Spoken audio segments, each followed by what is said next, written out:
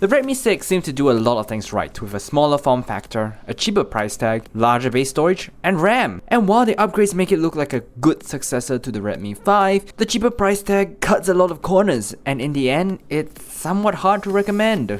Hey guys, this is Adriel, and this is the Redmi 6 review. The phone has gone through a major redesign from earlier models. Gone is cold touch metal, and in is metallic looking plastic.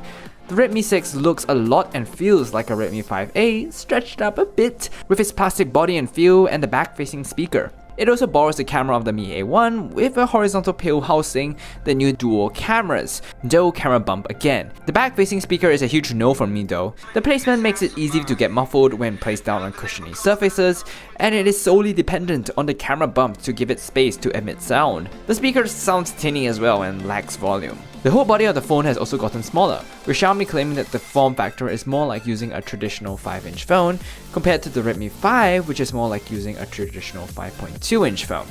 I applaud this change, as the Redmi 5 felt too similar to its plus-size sibling while lacking a lot of features. The Redmi 6 should be the size that the 5 was. Sure, the bezels are a little bit on the big side, but it's fine by me as it is a smaller phone.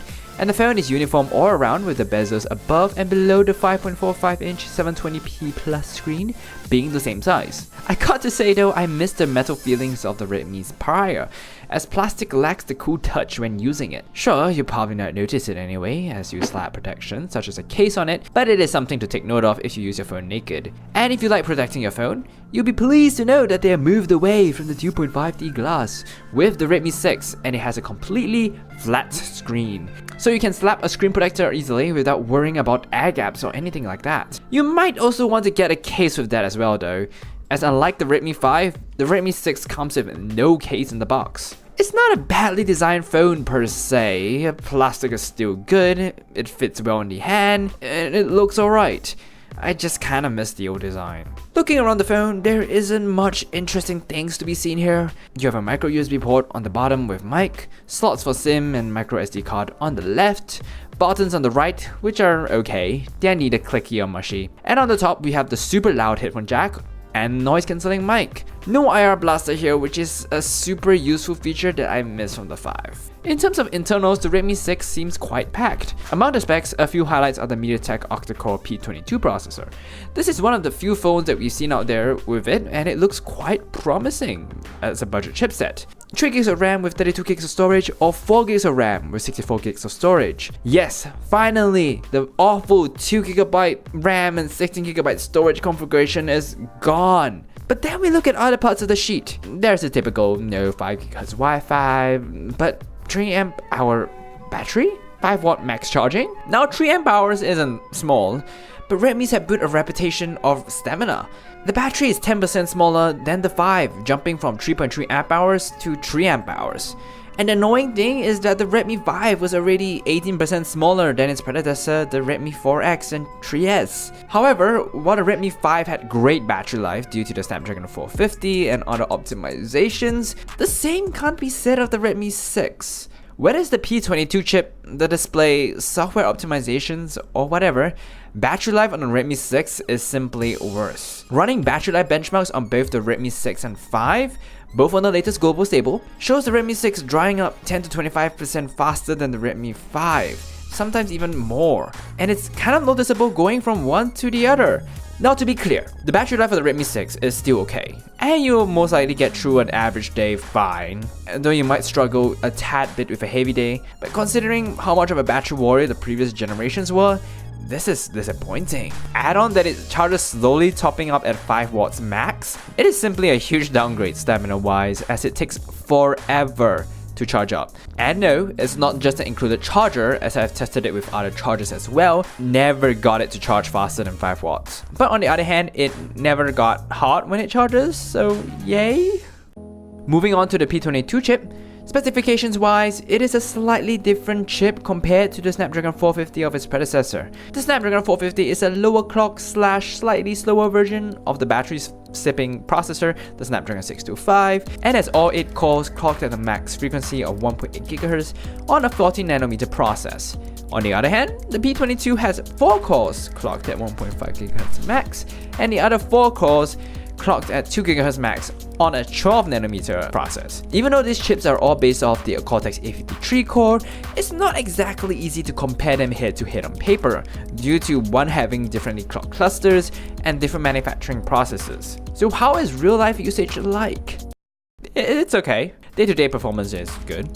It stutters a bit more than I would like, but in general things are snappy, with some frame drops here and there, and it multitasks well for its class. Except the YouTube app though. That thing is a chug fest for some odd reason on this phone. I have a feeling it's due to MediaTek's mirror vision, which I will talk about in another different video, but it's really weird. The phone does get a bit warm under intensive loads, but never to the point where it got hot and it never throttled. It does have a huge smoothness and speed boost over my Redmi 5, but I think that's more due to RAM than processor, as I have the base version of the Redmi 5, which has 2GB of RAM, which MIUI does struggle on. Benchmarks do not necessarily give either phone a clear advantage either. The 6 does tend to win in most cases, but it loses in others. I'll honestly call it a draw, if not give a slight advantage to the P22. However, the Adreno GPU on the Redmi 5 is a lot stronger than the PowerVR GPU on the 6. And benchmarks that touch on games or graphics acceleration is where the 450 flexes its muscles.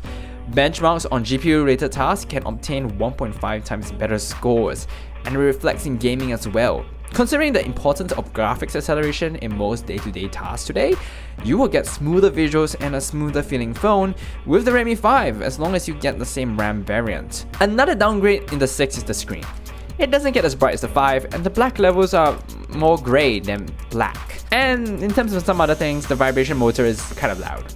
Okay, Adriel, is there anything you like in this phone? Well, yes. The camera has gotten a nice boost in both the back and the front. The back camera houses the same sensor as the 5 and has similar optics, but it has gotten a secondary 5MP camera to go beside it for the portrait mode. The portrait mode does not work well for most objects, especially if it's not centered, but for portraits it works splendid and can capture beautiful images. Additionally, we gain a lot of things in the software department. Firstly, we have Auto HDR, and secondarily, there is finally a manual mode on the camera. Yes, finally! The minimum shutter speed is capped at 0.5 seconds, which is a bit poor, but all the other options are adjustable, and it is awesome to finally have such options on a Redmi. Photo quality punches higher than its class too. Though I do find that images tend to overexpose a bit, especially in complicated situations. As part of the cost for its price bracket though, photo quality follows the amount of light, with the phone performing fantastic in bright light and low light suffering from noise and a bit of smearing due to the lack of OIS. Low light performance is noticeably better on this phone though. Xiaomi has done some tweaking to really improve the low light noise reduction and photo stacking processes. The Redmi 6 does not suffer from over sharpening as well, and the pictures look quite pleasant. You can get fantastic images out of this phone, especially with a bit of tweaking. For the price range, I am impressed.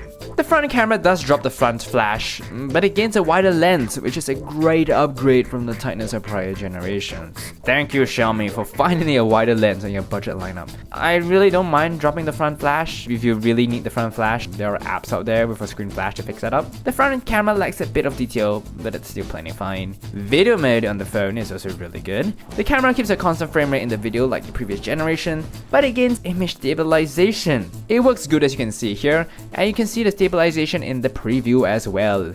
I'm not that happy with the detail though. It looks more 720p than 1080p. It's nice to have that option though. You're still limited to 1080p video max, though I don't think that's a huge deal not having 4K. It's a budget phone, come on. All in all, lovely camera upgrades. Lift to wake is also new to the Redmi lineup, and it works pretty consistently. Combine that with the facial recognition, it's a nice way to unlock the device if you have gloves on or your hands are full. The facial recognition here is purely based on the front camera, so it's not very secure, but it still works decently in challenging situations such as low light and high contrast lighting. Recognition speed is average, I've seen faster. I do wish that Xiaomi implemented a more Apple/Huawei way of facial unlock and had an option to just reveal notification and not just straight up unlock the phone, as sometimes I just want to see my notifications all the time, but it unlocks too quickly. The phone also gains dual 4G if that matters in your market. It's not a huge deal for me, but in places where India, like a network like Geo, is 4G only, this might be a huge deal. You also get separate dual SIM and micro SD card slots, but only for the global version. Why Xiaomi doesn't like putting such stuff in their China versions will continue to puzzle me forever, but hey, whatever. These two reasons might be the defining reason for some people to get this phone though. It also comes out of the box with Android 8.1 Oreo with travel support. This could mean faster updates and future-based Android updates in the future. Maybe Android Pie? Maybe? Question mark, question mark? I mean, the Redmi 5 is still Nougat, but the Redmi 5 Plus did get upgraded to Oreo from Nougat, so maybe it might get supported. The SoC also supports Android's neural networks API, which is cool, but I haven't really seen any app take advantage of that yet, nor do I see a huge benefit for it for most. Maybe a bit short-sighted on my part though, but that's my opinion. Okay, so you probably know by now that I'm not a huge fan of the Redmi 6 with the cuts over the 5. But do remember that it is cheaper with 32 gigs of storage and 3 gigs of RAM, costing the same or even cheaper than the Redmi 5 with 16 gigs of storage and 2 gigs of RAM. That configuration is quite limited and it's not a fun experience to deal with. So if you are really tight on a budget and need to save as much as possible, get the 6, as it's a more usable phone in that sense, and it's not even bad with all the compromises it has. But otherwise, I kind of find it hard to recommend the 6 over the 5, unless you need the more compact footprint, dual 4G, video stabilization, portrait mode, the dedicated SIM and micro SD slot, and a new OS, which for some is a huge deal. I personally feel that Redmi 5 is the better, more practical choice. Battery life, performance, charging time, display are quite significant parts of the smartphone experience, and it disappoints me that the Redmi 6 cuts on them in an effort to get the price down. For many, I think the benefits of the 5 will outweigh the 6, so get the 5 while you can, I guess. Only the 32 gigs version though, not the crappy 16 gig version I have here. That's quite messy, let's not film there. So thank you guys so much for watching my review of the Redmi 6. I'm using it to record this right now. Tell me what you think about it, if you have one or if you're thinking of getting one. Do you think I was a bit too harsh on it? I do actually really like this phone, it's very nice and compact. Just that, you know, the previous one is pretty good too. If you like tech videos like this, feel free to subscribe down below. And I'll see you guys next time. Have a good day. Bye!